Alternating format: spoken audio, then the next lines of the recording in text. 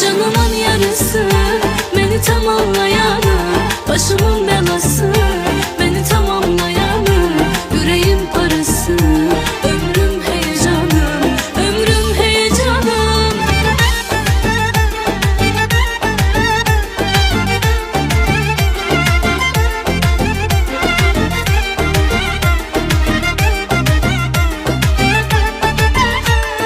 Senin şirin gülüşlerin aklımı baştan alır.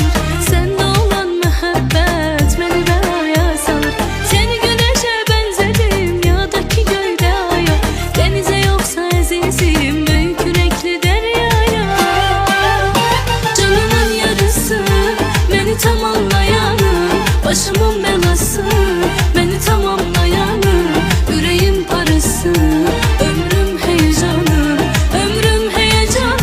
Canımın yarısı, beni tamamlayanı, başımın belası, beni tamamlayanı, yüreğim parası, ömrüm heyecanım, ömrüm heyecanım.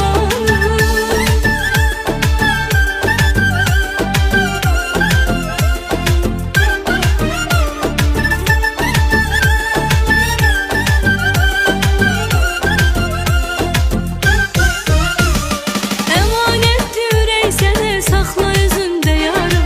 Sen varımsan özge biri yoktu gözümde yarım. Yanımda bir gün olmasa hasretine ölerim. Bir de dünyaya gelem yine seni severim. Canımın yarısı, beni tamamlayanı, başımın